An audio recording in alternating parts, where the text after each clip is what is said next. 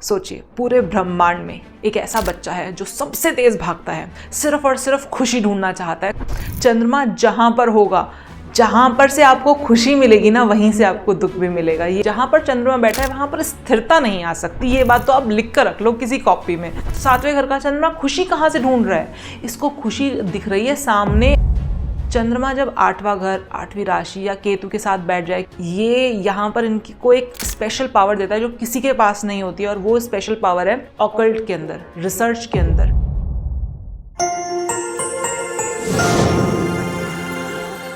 जय श्री राम। कैसे हैं आप सब लोग?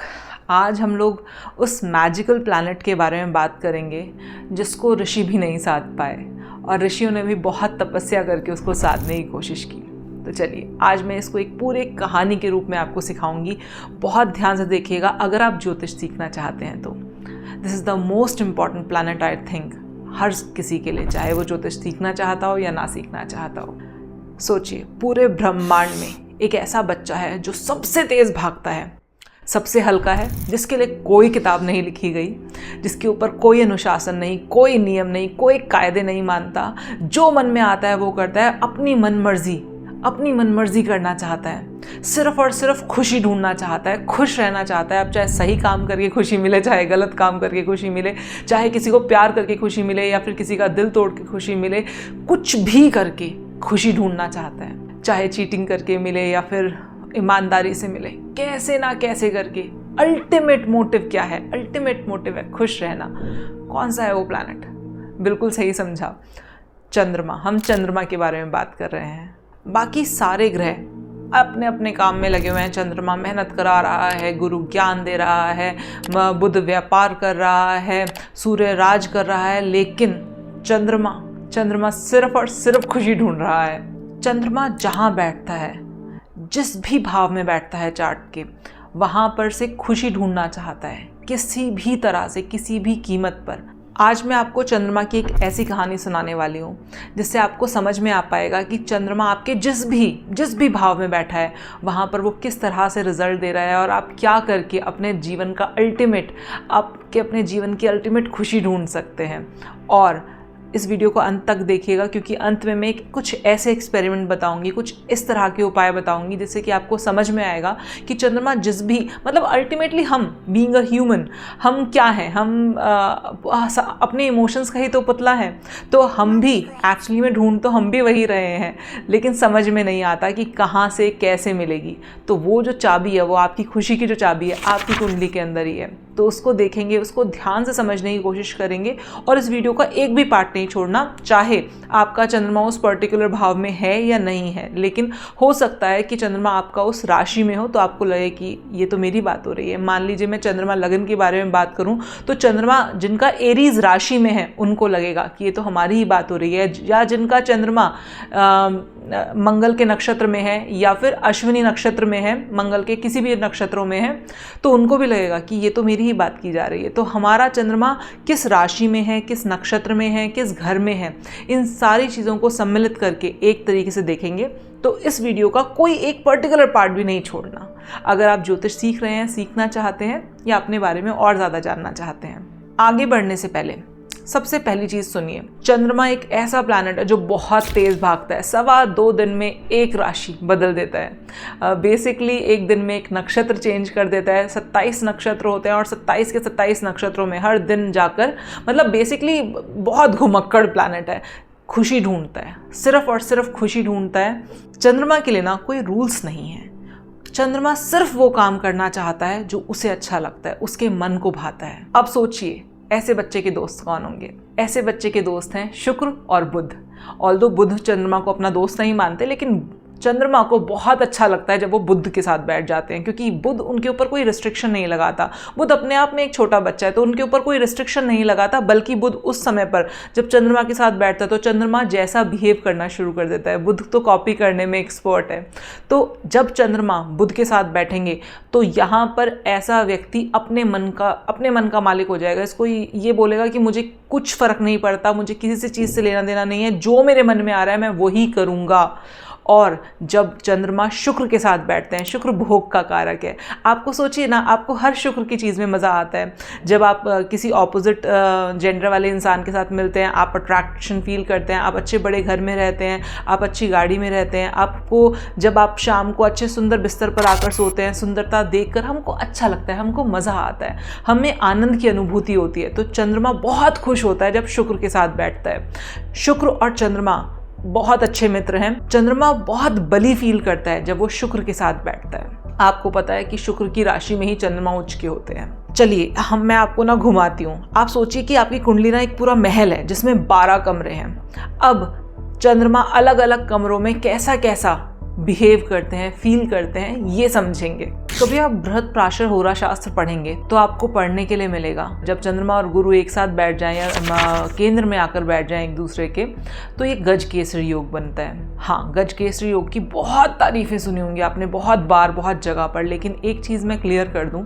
कि चंद्रमा गुरु के साथ बहुत कंफर्टेबल फील नहीं करता है। चंद्रमा के बारे में बात करूं तो चंद्रमा गुरु के साथ बहुत कंफर्टेबल फील नहीं करता है, क्योंकि एक ऐसा बच्चा जिसको अपनी मन की करनी है, उसको अगर मान लीजिए क्लास में एक बहुत उद्दंड बच्चा है, उसको घूमना है, फिरना है, मज़े करने हैं, उसको हुड़दंग मचाना है क्लास के अंदर, और टीचर कॉन्टिन्यूसली उसके साथ आकर बैठ जाए या उसको ही देखता रहे टीचर, तो क्या वो बच्चा अच्छा फील कर पाएगा? नहीं, अच्छा नहीं फील कर पाएगा। ये बच्चे के लिए अच्छा तो नहीं है, लेकिन एक तरीके से दूसरे सेंस में देखें तो यहाँ पर ये बच्चा कंट्रोल में रहेगा। तो इसी वजह से कहा कि गज केसरी योग इंसान के मन को कंट्रोल में रखता है। उसको लोग अच्छे मिल जाते हैं, उसको कहीं ना कहीं किसी ऐसे व्यक्ति का सानिध्य मिल जाता है जिसकी वजह से उसका मन चीटिंग नहीं कर पाता, उसका मन गलत कामों की तरफ अग्रसर नहीं हो पाता।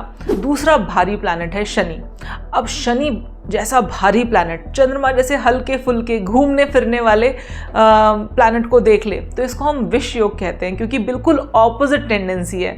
जहाँ पर शनि कहता है मेहनत करो, काम करो, रुकने का टाइम नहीं है, आराम करने का टाइम नहीं है, लगातार काम करते रहो, कोई मज़ा नहीं, कोई मस्ती नहीं, कोई मजाक नहीं। वहीं पर चंद्रमा का बेसिक कैरेक्टरिस्टिक है, उसको खुशी चाहिए, उसको आराम चाहिए, उसको कंफर्ट चाहिए, और शनि इसका ऑपोजिट। लेकिन ऑल्दो मैं ये कहती हूँ कि जब भी शनि चंद्रमा को देख लेता है तो उस केस में इंसान का मन कंट्रोल में रहता है। ओवर थिंकर बनाता है इंसान को, बहुत ज़्यादा डीप थिंकिंग, ओवर थिंकर नहीं, सॉरी, डीप थिंकिंग इंसान को बहुत गहराई तक सोचने का मौका देता है। और जितना ज़्यादा सैटर्न और मून वाला व्यक्ति जितनी गहराई में सोच सकता है किसी भी बात को, उतनी गहराई में और कोई भी व्यक्ति नहीं सोच सकता। बट यहाँ पर चंद्रमा फिर कंट्रोल में आ जाता है, क्योंकि यहाँ पर चंद्रमा को समझ में आता है कि अगर मैंने कुछ गलत किया तो मुझे सज़ा मिल जाएगी, अगर मैंने कुछ यहाँ पर कुछ ऊंच नीच की तो यहाँ पर मेरे साथ प्रॉब्लम हो सकती है। तो अगर आप जनरली देखेंगे जिन लोगों के चंद्रमा गुरु से या शनि से प्रभावित होते हैं, ऐसे लोग काइंड ऑफ कम गड़बड़ करते हैं, ऐसे लोग अपने मन को थोड़ा अपना पकड़ में ले आते हैं। या फिर सूर्य देखता हो, सूर्य साथ नहीं बैठा हो, सूर्य देखता हो। सूर्य अगर 7वें घर से चंद्रमा को पूरी तरीके से देख रहा होगा तो इसका मतलब क्या है कि सूर्य की पूरी रोशनी चंद्रमा के ऊपर पड़ रही है और चंद्रमा चाहकर भी गलत काम नहीं कर पाएगा, चंद्रमा चाहकर भी चीटिंग नहीं कर पाएगा। तो ये 3 चीज़ें हम याद रखेंगे। अब देखते हैं, अब आइए चलिए, अब कुंडली को हम एक महल समझते हैं कि कुंडली पूरी एक महल की तरह है जिसमें 12 घर हैं। अब इन 12 घरों में चंद्रमा किस किस तरह से क्या क्या रिजल्ट देता है, किस किस तरह से काम करता है, उन सब चीज़ों को हम डिस्कस करेंगे। लेकिन जो भी चीज़ें मैंने आपको यहाँ पर बताई हैं इसमें ये ध्यान रखिएगा कि किन प्लैनेट्स के साथ ये मिलकर ये बच्चा उद्दंड होता है और किन प्लैनेट्स के साथ मिलकर इसको कंट्रोल किया जा सकता है। अब चलिए मैं आपको चंद्रमा के साथ एक यात्रा पर लेकर चलती हूँ, एक महल में घुमाती हूँ। उस महल का नाम है आपकी कुंडली और उस कुंडली में 12 घर हैं। देखते हैं आपके महल में कौन से कमरे में बैठा है चंद्रमा और क्या रिजल्ट दे रहा है, वहाँ पर बैठ के क्या खुराफात, क्या चीज़ है जो आपको बेसिकली खुशी दे, कहाँ से आप अपनी खुशी ढूंढने की कोशिश कर रहे हैं। चंद्रमा लगन में हो तो सबसे पहली चीज़ क्या देता है? सबसे पहली चीज़ है भरोसा। भरोसा किसका? लोगों का भरोसा आपके ऊपर। इन लोगों की ना फेस वैल्यू होती है, लोग इनकी शक्ल देखकर इन पर भरोसा कर लेते हैं। क्यों? क्योंकि चंद्रमा ना एक सेंस ऑफ सिक्योरिटी देता है। हम सब लोग वी ऑल आर लाइक, मैंने आपको पहले बताया था कि हम सब लोग इमोशनल बीइंग है। हम ह्यूमन बीइंग ना बहुत बड़े इमोशनल बीइंग है, क्योंकि 70% पानी है, 70% पानी है, जिसकी वजह से हम जैसे ही सामने वाले के लगन में, सामने वाला उस लगन से आता है जहाँ पर चंद्रमा लगन में बैठा है, ऐसे व्यक्ति के ऊपर, ऐसे व्यक्ति की शक्ल देखकर, ऐसे व्यक्ति को सामने देखकर उस पर बहुत सारे लोग भरोसा कर लेते हैं। हमारे प्रधानमंत्री मिस्टर नरेंद्र मोदी जी लगन में चंद्रमा लेकर बैठे हैं, कितने लोगों ने भरोसा किया उनके ऊपर। लोगों को ना ऐसे लोग अपनी तरह लगने लग जाते हैं। हम लोग कहते हैं कि यार ये तो अपने जैसा है, ये तो अपने जैसा दिखाई दे रहा है, मतलब ये हमारे जैसा है। चंद्रमा अगर लगन में हो तो आप देखिएगा इंसान की शक्ल बार बार बदलती है। मतलब कुछ लोग होते हैं ना, जैसे आप उनको जवानी में देखो, आप उनको बुढ़ापे में देखो, शक्ल उनकी एक जैसी दिखाई देगी। लेकिन ऐसे लोगों को आप इनका हर 10 साल में, हर 12 साल में इनकी शक्ल बार बार इनकी शक्ल बदल जाती है, क्योंकि चंद्रमा लगन में बैठता है। ऐसे लोगों को लाइफ में बड़े सारे बैड एक्सपीरियंसेस देखने को मिलते हैं, क्योंकि मैंने क्या बोला, चंद्रमा जहाँ पर होगा, जहाँ पर से आपको खुशी मिलेगी ना, वहीं से आपको दुख भी मिलेगा। ये बात ध्यान रखिएगा। ऐसे लोगों को लाइफ में बहुत बार इतने बैड एक्सपीरियंसेस देखने को मिलते हैं, जिसकी वजह से ये काइंड ऑफ थोड़ा सा डरे हुए रहते हैं। इनको लगता है बार बार कि कहीं वो ही चीज़ वापस रिपीट तो नहीं हो जाएगी लाइफ के अंदर। क्यों? क्योंकि जहाँ पर चंद्रमा है वहाँ पर बार बार अप्स एंड डाउन्स। तो चंद्रमा जब लगन में बैठ गया तो ज़िंदगी कैसी होती है? ज़िंदगी कभी भी स्मूथ नहीं चलती, ज़िंदगी में भी अप्स एंड डाउन्स। चंद्रमा का कारक है पानी। पानी को कभी आपने स्टेबल देखा है? हमेशा उसमें आपको फ्रिक्शन दिखाई देगा। तो चंद्रमा जब लगन में आकर बैठ गया, एक बात तो आप, किसी का भी चंद्रमा अगर लगन में बैठा है, आप एक बात आंख बंद करके बोल दो कि भाई लाइफ में बहुत बार उतार चढ़ाव और मेजर अप्स एंड डाउन। इनके पास कहानियाँ होती हैं सुनाने के लिए कि मेरे पास इतने, मेरे लाइफ में ऐसा हुआ, फिर ऐसा हुआ, फिर ऐसा हुआ। क्यों? क्योंकि ये कहानियाँ कैसे बनी हैं। आप एक 50-55 साल, मतलब 15-16 साल वाले व्यक्ति से तो क्या ही कहानियाँ सुनोगे, लेकिन आप एक 50-55 साल का व्यक्ति जिसके चंद्रमा लगन में है, आप उससे पूछिएगा कि लाइफ में कितने बड़े उतार और चढ़ाव देखे हैं। बहुत सारे उतार चढ़ाव देखते हैं, जिसकी वजह से मैं लगन के चंद्रमा को बहुत अच्छा इसलिए नहीं कहती क्योंकि ये ना डरा कर रखता है कि पता नहीं कब लाइफ चेंज हो जाए, कब एकदम से अभी यहाँ पर है फिर एकदम यहाँ आ जाए, फिर यहाँ पर है फिर यहाँ आ जाए। इमोशनल, फाइनेंशियल, फिजिकल, कौन सी एक चीज़ है जो उनके साथ नहीं हुई है, बस ये बताना मुझे। जिनका लगन में चंद्रमा है ना, उनसे जाकर पूछ कर देखो। आप तो भरोसा कर रहे हो उनके ऊपर, क्योंकि वो आपको सेंस ऑफ सिक्योरिटी दे रहे हैं, इनकी फेस वैल्यू है, लोग इनको इनकी शक्ल पे भरोसा कर जाते हैं। लेकिन इनको अपनी लाइफ के ऊपर कितना भरोसा है, ये पूछ कर देखिएगा। अब बात करते हैं चंद्रमा जब दूसरे घर में चला जाता है। यहाँ पर एक पैराडॉक्स है।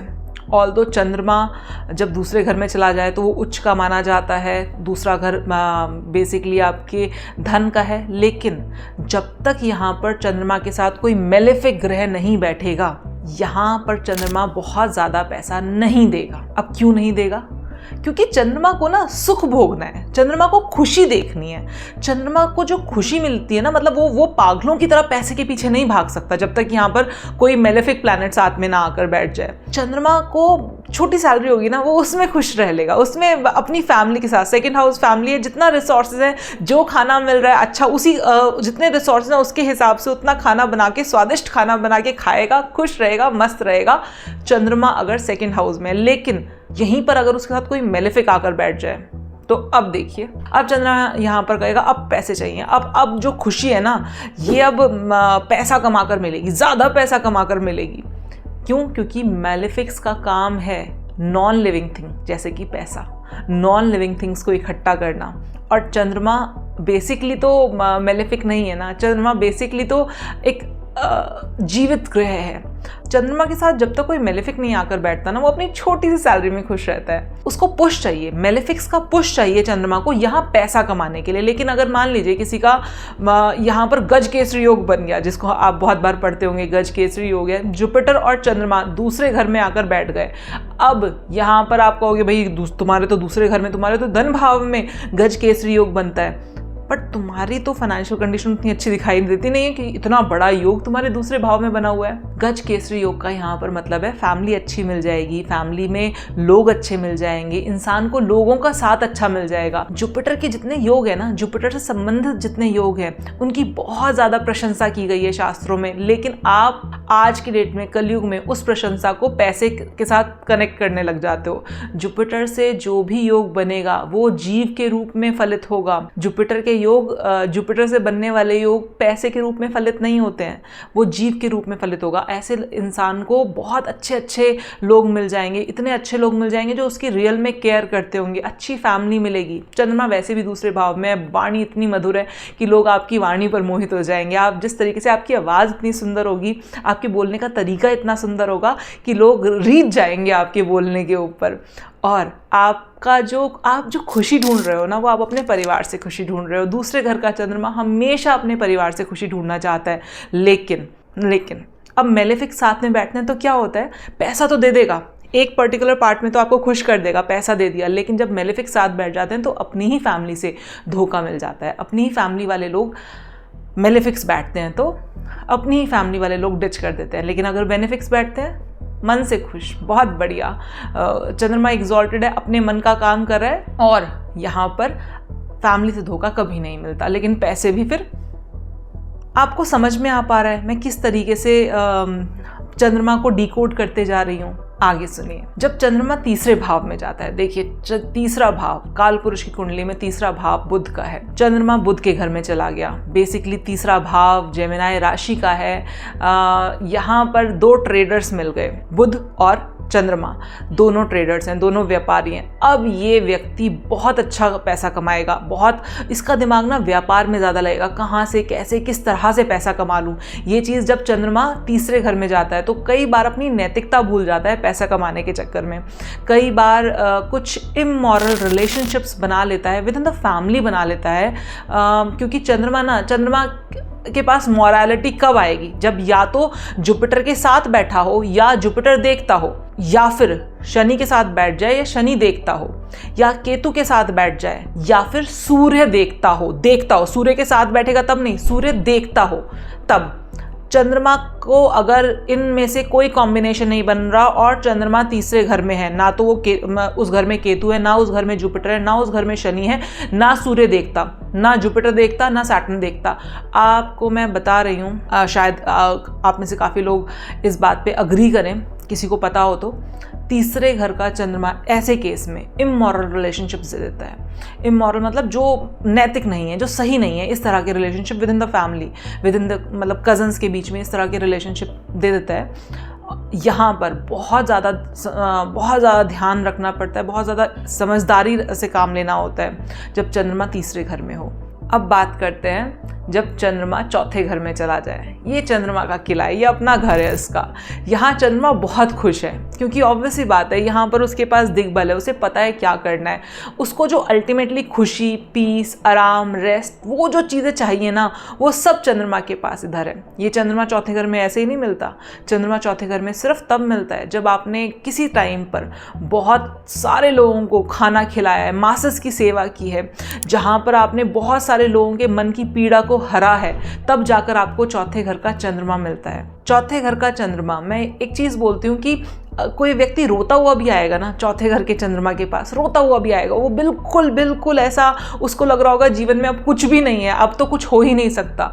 चंद्रमा, चौथे घर का चंद्रमा ऐसे व्यक्ति को तक सुख देने का काबिलियत रखता है। जब चौथे घर का चंद्रमा होना, और ये अफ्लिक्टेड ना हो प्लीज़, हाँ, क्योंकि यहाँ पर चंद्रमा को नहीं चाहिए। यहाँ पर अब चंद्रमा को शनि का साथ या मंगल का साथ मिल जाए। अगर शनि चंद्रमा बैठे हों या फिर मंगल चंद्रमा बैठे हों, यहाँ पर प्रॉब्लम आती है। अब चंद्रमा ऑल्दो अपने घर में बैठा है, मान लीजिए आप अपने घर में बैठे हैं, बहुत खुश हैं, बहुत सेटिस्फाइड फील कर रहे हैं, और आपका सबसे बड़ा कोई दुश्मन है, या फिर आपको कोई ऐसा व्यक्ति जो आपको हर टाइम बोल रहा है ये मत करो, ऐसा करोगे तो मैं इस बात में सज़ा मिलेगी आपको, ये मत करो। आप बैठे तो अपने घर में हो, लेकिन शनि आपके साथ आकर बैठ गया। अब क्या होगा? अब यहाँ पर कहीं ना कहीं जब भी आप अपने घर में बैठोगे तो कॉन्टिन्यूसली एक व्यक्ति होगा जो आपको नैग करता रहेगा, कॉन्टिन्यूसली एक बात का, किसी ना किसी बात का अंदर से डर लगा रहेगा कि ऐसा कर दूंगा तो ऐसा हो जाएगा, ये हो जाएगा।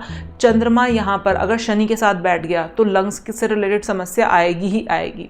मंगल के साथ बैठ गया तो इमोशनल डिस्टर्बेंसेस जो होती है ना, वो घर के अंदर रहेंगी ही रहेंगी। इसका सिंपल सा उपाय है, जितना हो सके खाना बांटिए, जितना हो सके खाना बांटिए। अगर शनि और चंद्रमा का योग बनता है चौथे घर में, अगर मंगल और चंद्रमा का योग बनता है तो भी आप खाना बांटिए। चौथे घर का चंद्रमा अगर राहु के साथ आकर बैठ गया तो ऑब्वियसली बात है आपको फाइनेंशियल सिक्योरिटी तो देगा, लेकिन आपको चैन नहीं लेने देगा, आपके दिमाग को चैन नहीं लेने देगा। रात में भी दिमाग चलता रहेगा, कॉन्टिन्यूसली दिमाग चलता रहेगा, घूमता रहेगा। बट चंद्रमा राहु अगर बैठा हो तो ऐसे लोग गजब के काउंसलर्स बनते हैं, गजब के हीलर्स बनते हैं ये लोग बहुत, क्योंकि यहाँ पर राहु क्या कर रहा है, चंद्रमा की शक्ति को 1000 गुना बढ़ा रहा है। बट मैं फिर दोबारा से बोलूँगी, चंद्रमा को किसी भारी ग्रह का साथ चाहिए। अगर आपके चंद्रमा को किसी भारी ग्रह का साथ नहीं मिल रहा है, कोई देख नहीं रहा है, भारी ग्रह कोई देख नहीं रहा है, तो चंद्रमा अनियंत्रित हो जाता है। एक ऐसा बच्चा जो बहुत शरारती है और उसको अब कोई नहीं देख रहा है, तो वो कुछ भी कर सकता है, मतलब आप सोच भी नहीं सकते वो क्या कर सकता है।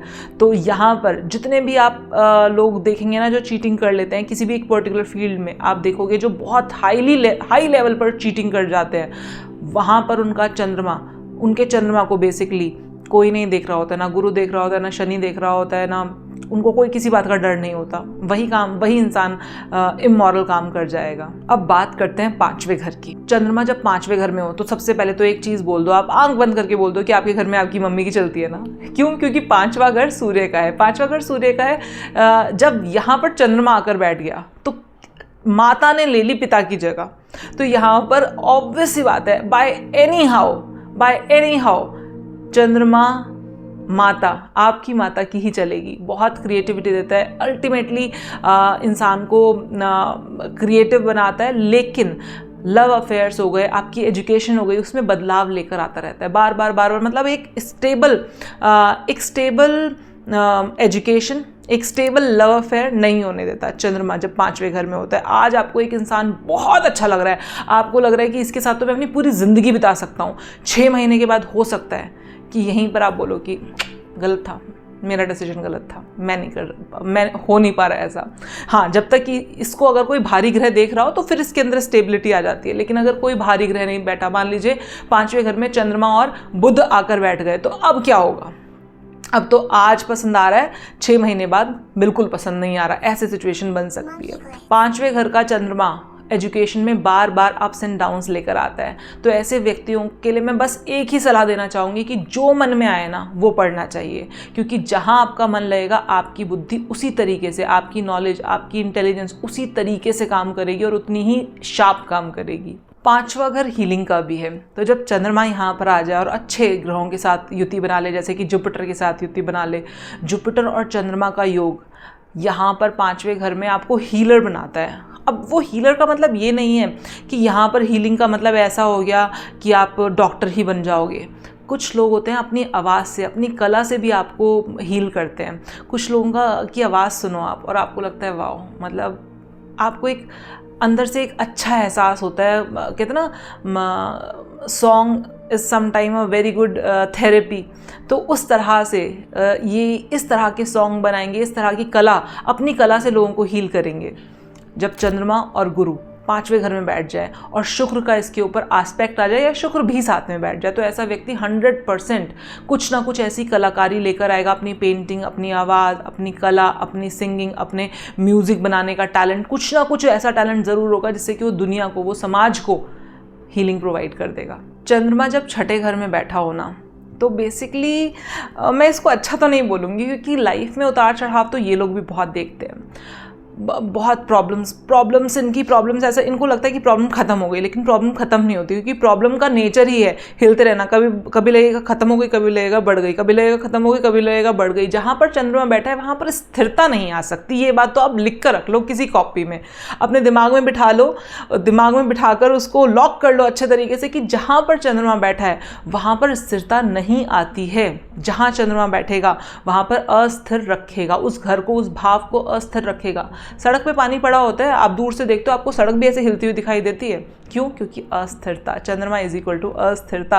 और अगर यहाँ पर इसको किसी भारी प्लैनेट का साथ नहीं तो अस्थिरता बहुत लेवल आगे तक बढ़ जाती है, बहुत ज़्यादा बढ़ जाती है अस्थिरता। उसके बाद जब चंद्रमा, जब किसी का आप 6ठे घर में बैठा हुआ देखो ना, ऐसा व्यक्ति ना, मान लो इसको किसी को ऐसे जॉब पे रखना है, तो पता है जॉब पे कैसे रखता है? जॉब पे ऐसे देख कर नहीं रखता कि तुम्हारी क्वालिफिकेशंस ये हैं, तुम ये काम कर सकते हो। अगर इसको कोई अपनी आके दुखभरी कहानी सुना दे कि ऐसा ऐसा हो रहा है मेरे साथ, तो ये सारी चीज़ें, तो ये बंदा जॉब पर रख लेगा उसको।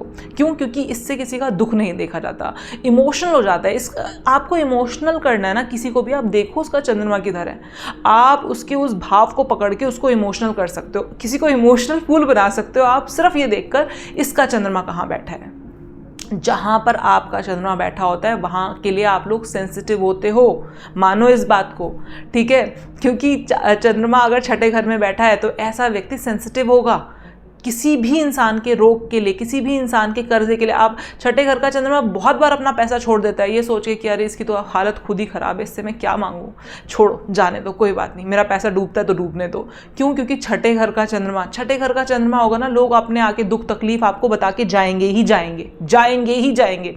लोग अपनी कहानियाँ बता जाते हैं छठे घर के चंद्रमा और 12वें घर के चंद्रमा वाले को। क्यों? क्योंकि उनको लगता है कि शायद वो एक होता ना अपना सा फील होता है, आपको लगता है कि शायद ये हमारे इमोशंस को समझ सकता है। आप वहीं पर जाकर बात करोगे जहां आपको लगेगा कि ये व्यक्ति हमारे इमोशंस को समझ सकता है, ये व्यक्ति हमारी प्रॉब्लम्स को समझ सकता है। तो ऐसा व्यक्ति ना लोगों के, दूसरों के दुख दर्द में बहुत इमोशनल होकर फटाफट भागेगा कि मैं मदद कर देता हूँ। बट चीटिंग भी वहीं से मिलती है। अगर यहाँ पर मेलेफिक्स देखते हैं तो यहाँ पर ऐसे व्यक्ति को अपने एम्प्लॉयज़ से, अपने जिन लोगों की इसने मदद की होती है दुख दर्द में, उनको रोता हुआ देखकर वहाँ से चीटिंग भी मिलती है। जैसे कि कुछ लोग छठे घर वाले चंद्रमा वाले रिलेट कर पाएंगे, कुछ लोग ना आपको अपना रोना बताकर आपसे पैसे उधार ले जाते हैं, बाद में आपको पता चलता है कि वो झूठ बोल रहे थे।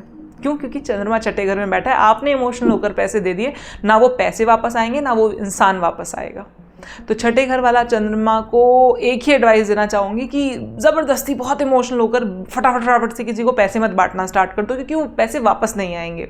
बट स्टिल मैं फिर भी बोलती हूँ कि अगर कोई आपके पैसे लेकर भाग भी गया है ना तो अच्छा है। क्यों अच्छा है? क्योंकि वो आपके रोग, आपके कष्ट लेकर भागा है एक्चुअली में।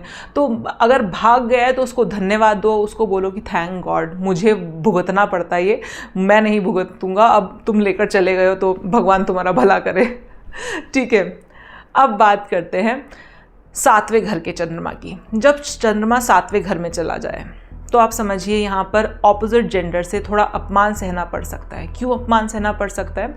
7वें घर का चंद्रमा तब मिलता है जब आपने पिछले लाइफ में बहुत सारी लेडीज़ का दिल दुखाया हो। यहाँ पर लेडीज़ इसलिए बोल रही हूँ क्योंकि शास्त्र में ऐसा लिखा हुआ है, लेकिन मैं आज के सिनेरियो के हिसाब से ऑपोजिट जेंडर बोलूँ तो ज़्यादा बेहतर रहेगा, क्योंकि शास्त्र में हर चीज़ आदमी को सेंटर मानकर लिखी गई है। तो यहाँ पर लिखा कि बहुत सारी स्त्रियों का दिल दुखाया, तो अब की बार स्त्रियों की वजह से दिल दुखेगा। लेकिन जब आप इसको रियल केस सिनेरियो में, आज के सिनेरियो में, आज के परिवेश में लगा कर देखेंगे तो आपको समझ में आएगा कि अगर किसी लड़की के चार्ट में भी ये कॉम्बिनेशन बन रहा है तो यहाँ पर क्या होगा, उसने काफ़ी सारे ऑपोजिट जेंडर, मतलब काफ़ी सारे मेल्स का दिल दुखाया है, जिसकी वजह से इस बार लाइफ पार्टनर के रूप में या किसी और तरह से लोग आकर उसका दिल दुखाएंगे, परेशान करेंगे। 7वें घर का चंद्रमा, मैं एक पॉलिटिशियन का चार्ट देख रही थी तो लाइक पार्टी, रातों रात पार्टी बदल ली। 7वें घर का चंद्रमा क्यों और अभी इस पार्टी के लिए बड़े ही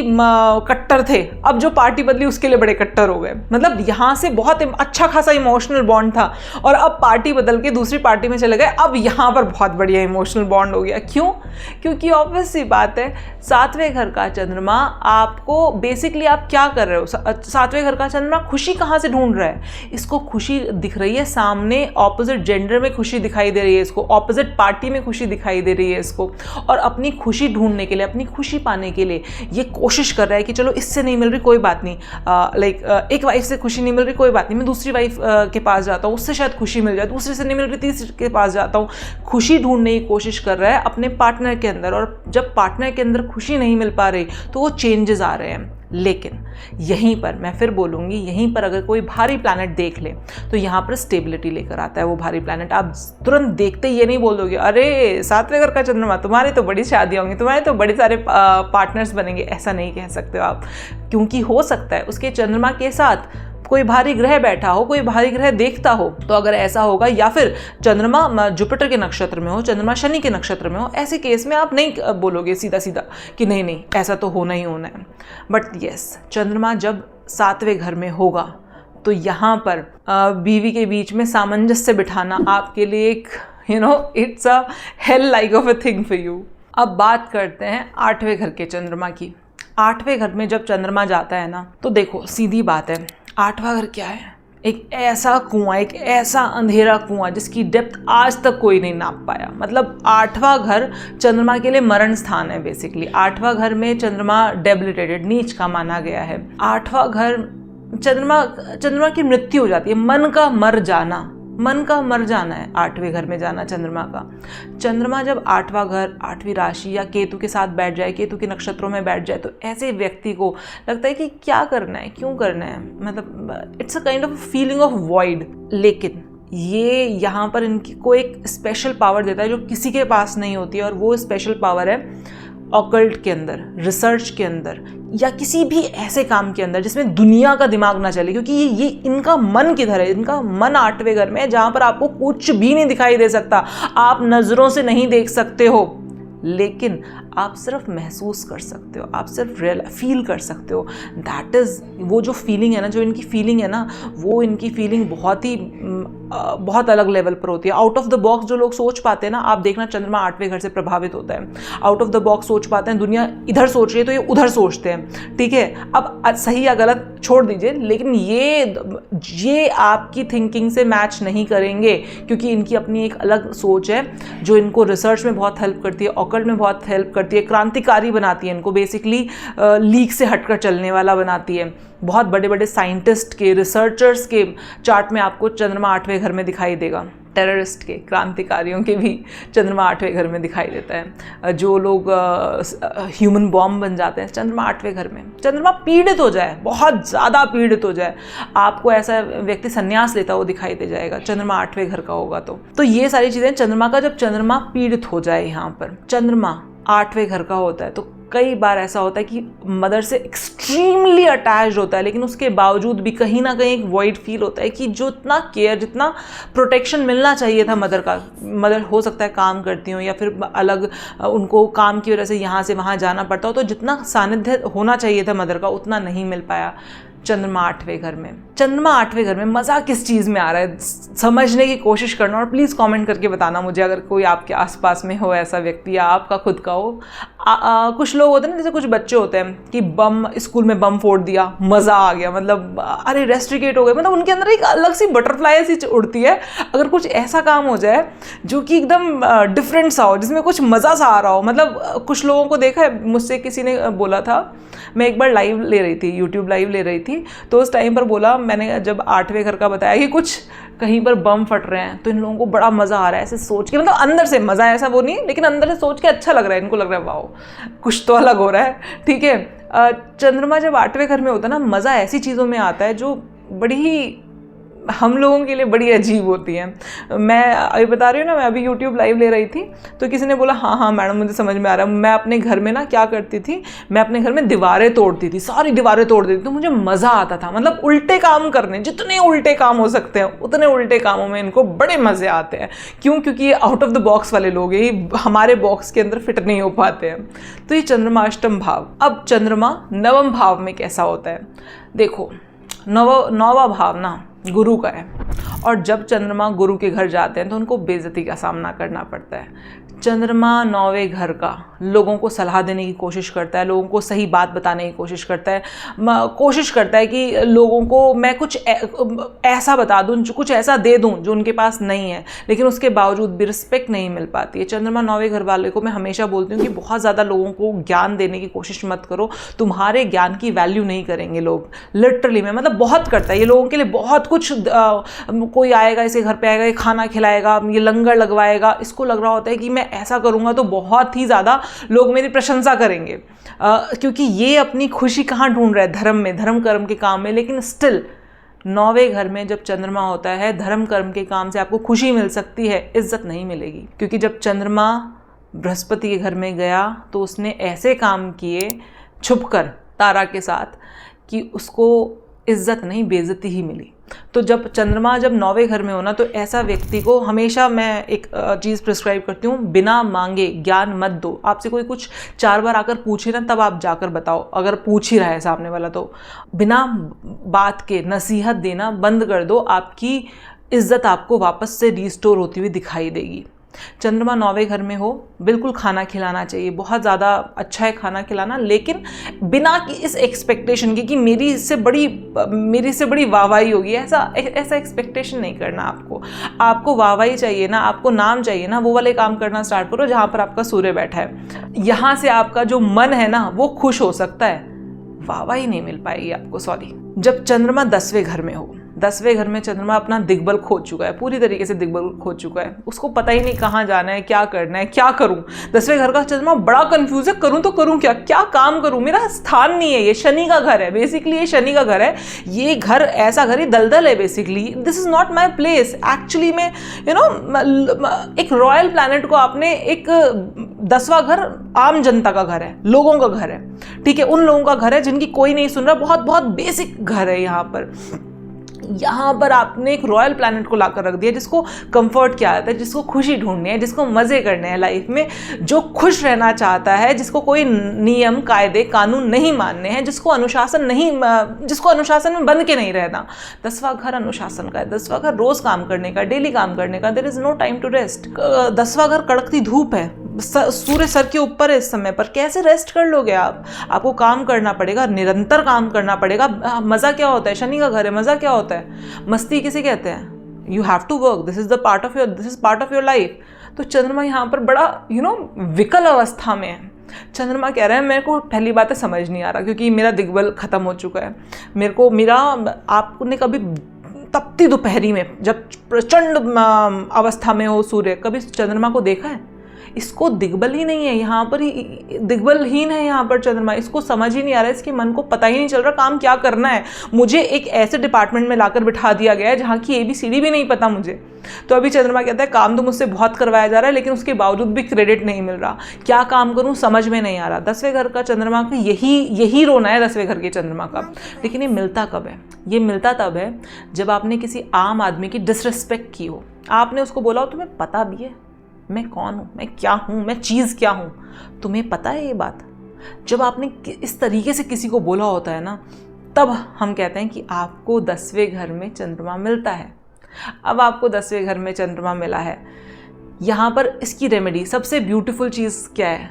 चंद्रमा की रेमेडी करोगे फल बहुत जल्दी मिलता है, क्योंकि चंद्रमा इज़ अ फास्ट प्लैनेट, इतना स्लो, भाई 2.25 दिन में तो उसने राशि बदल देनी है, तो इतना स्लो काम नहीं कर सकता, बहुत फास्ट काम करेगा। अब आपकी सिंपल सबसे पावरफुल रेमेडी, जब 10वें घर का चंद्रमा परेशान कर रहा हो, बहुत मेहनत करने के बाद भी यश नहीं मिल रहा, या डायरेक्शन नहीं मिल रही, या आपको उतना रिवॉर्ड नहीं मिल रहा जितने कि आप लायक हो, आप सिंपली 10 दिन आप ये काम करके देखो, आपको 11वें दिन से रिजल्ट आने स्टार्ट हो जाएंगे।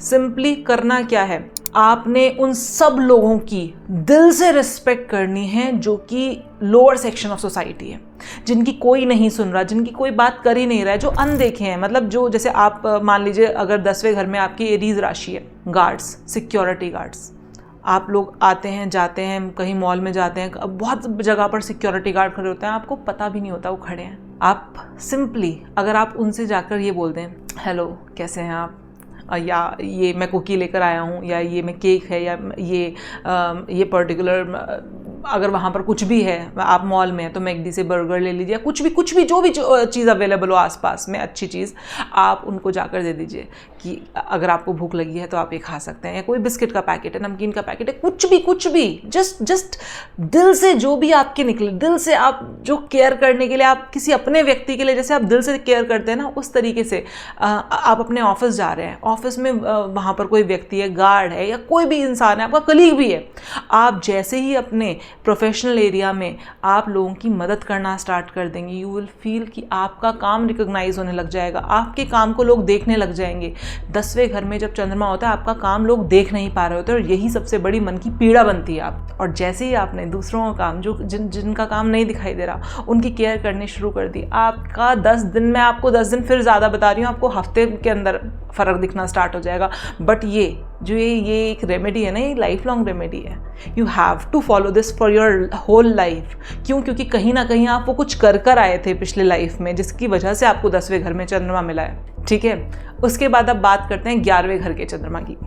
देखो 11वां घर ना राहु का है, तो जब चंद्रमा यहाँ पर राहु के साथ आकर बैठ गया, आप सब लोगों के लिए एडवाइस है जिनका चंद्रमा 11वें घर में नहीं है। ऐसे लोगों पर आंख बंद करके भरोसा नहीं करना। ये लोग आपके पास ना स्कीम लेकर आएंगे 25 दिन में पैसा डबल करने की। Please don't believe, don't trust them. 11वें घर में जब चंद्रमा बैठ गया, यहाँ पर अब चंद्रमा को भूख है पैसा कमाने की, प्रॉफिट कमाना है, बहुत ज़्यादा कमाना है, क्योंकि ये राहु का घर है। अब यहाँ पर इनकम, ऑब्वियस सी बात है, इनकम ज़्यादा होगी। जिसको भूख ज़्यादा होगी पैसे कमाने की, वो कहीं ना कहीं से इधर उधर से पैसा कमा ही लेगा। मैंने कहा था 6ठे घर में इंसान इमोशन में आकर पैसा छोड़ देता है, ये व्यक्ति पैसा नहीं छोड़ेगा इमोशन में आकर। ये तो इतना ज़्यादा सजग है कि ये अपनी गारंटी स्लिप्स, और अगर आपने इसको कुछ बोला तो उसको लिखवा लेगा, उसको लिखवा कर आपसे साइन करा लेगा कि भैया तुम दे दोगे ना मेरा पैसा, अगर ले रहे हो तो मेरा पैसा दे दोगे ना। और अगर आपने इसका पैसा नहीं दिया तो ये भूलेगा नहीं, छोड़ेगा नहीं, माफ नहीं करेगा। रिवेंज लेना जानता है, रिवेंज लेना जानता है।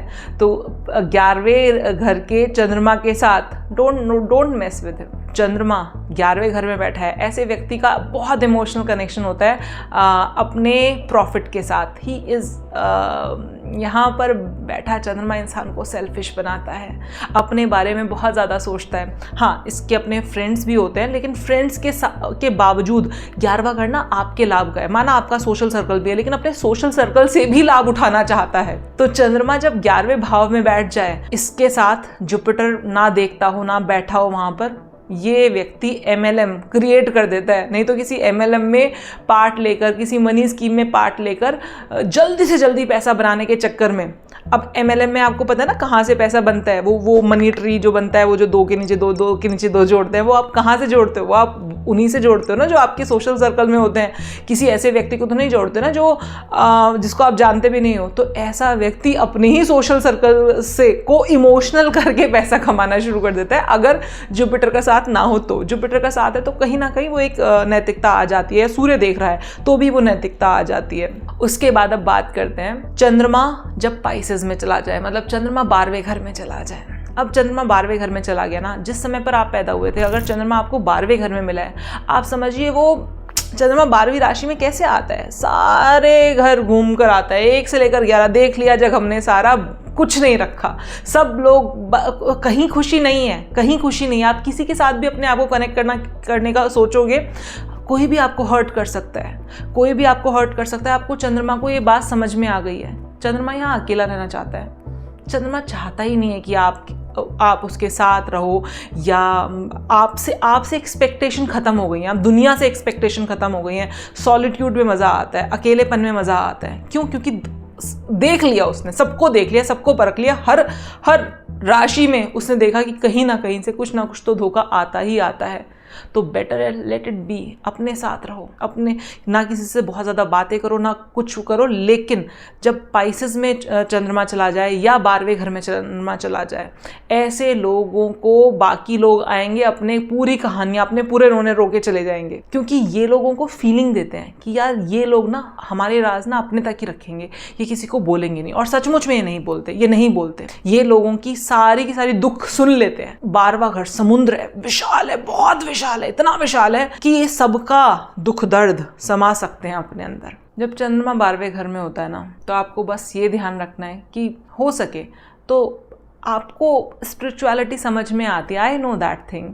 आपको स्पिरिचुअलिटी समझ में आती है, आपको समझ में आता है कि एक्चुअल में दुनिया में ज़्यादा कुछ रखा नहीं है। तो अगर आप दुनिया की तरफ भागने की बजाय थोड़ी देर 5 से 10 मिनट, केवल 5 से 10 मिनट मेडिटेशन करेंगे ना, you will find the real purpose of your life. आपको इतने ज़बरदस्त खजाने मिलेंगे, आप देख कर हैरान रह जाएंगे। And this is my guarantee. और अब मैंने आपको बोला था कि मैं लास्ट में आपको कुछ ऐसा बताऊंगी जिससे कि आपको समझ में आ पाएगा, आप अपने चंद्रमा को देखकर बहुत सारी चीज़ें समझ पाएंगे। आप एक काम कीजिए, आप एक शीट बनाइए, उसमें ये लिखिए कि चंद्रमा आपका कौन सी राशि में है, आपका नेटल चंद्रमा, जिस समय पर आप पैदा हुए थे उस समय पर चंद्रमा कौन सी राशि में था, कौन से नक्षत्र में था। और फिर रोज़ाना चंद्रमा जिस राशि में जाता है और जिस नक्षत्र में जाता है वो उसके आगे लिखना स्टार्ट कीजिए। और उसके आगे एक और चीज़ लिखिए कि जिस दिन चंद्रमा जिस नक्षत्र में गया उस दिन आपका मूड कैसा था, आपका मन कैसा रहा।